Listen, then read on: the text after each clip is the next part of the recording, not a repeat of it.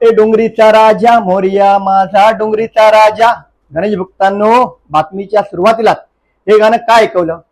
कारण आज आपण जाणून घेणार आहोत मुंबईतील अग्रमानांकित आणि ऐतिहासिक गणेशोत्सव मंडळांपैकी एक डोंगरीच्या राजाबद्दल. नमस्कार, जय गणेश. मी मंगेश म्हात्रे आणि तुम्ही पाहत आहात BSN मराठीचा विशेष रिपोर्ट. मुंबईतील गणेशोत्सवाचा उत्साह आता खऱ्या अर्थाने सुरू होणार आहे. कारण आज 6 जून रोजी डोंगरीच्या राजाचा पाद्यपूजन सोहळा पार पडणार आहे आणि या सोहळ्याकडे हजारो गणेश भक्तांच्या नजरा लागल्या. डोंगरीचा राजा म्हणजेच चिचबंदर डोंगरी सार्वजनिक गणेशोत्सव मंडळ. या मंडळाची स्थापना 1939 साली म्हणजे भारताला स्वातंत्र्य मिळण्याआधी झाली.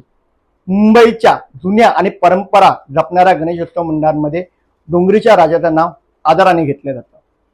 सेंट्रल आणि हार्बर मार्गावरील सँडल्स रोड स्टेशन परिसरातील चिचबंदर भागात हा बाप्पा विराजमान होतो.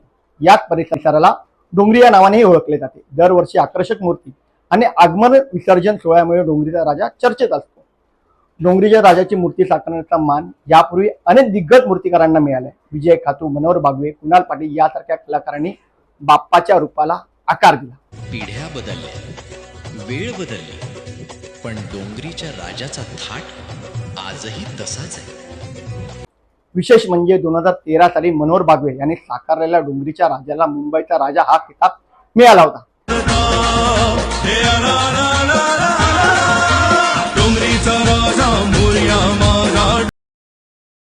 तर 2025 मध्ये मूर्तिकार सिद्धेश दिघोळे यांनी साकारलेल्या वेगळ्या आणि आकर्षक रूपातील बाप्पा हे पुन्हा एकदा गणेश भक्तांचं लक्ष वेधून घेतलं.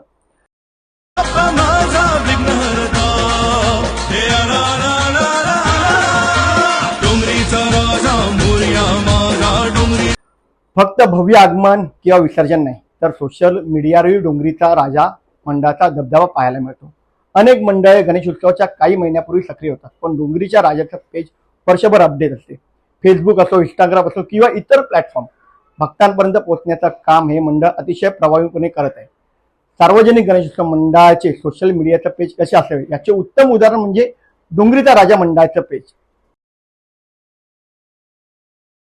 चिंचपोकळीचा चिंतामणी, ताडदेवचा राजा, फोर्टचा राजा, उमरकडीचा राजा अशा पारंपरिक बसलेल्या मूर्ती आणि आकर्षक प्रभाव असलेल्या मंडळांच्या यादीत डोंगरीच्या राजाचंही विशेष स्थान आहे.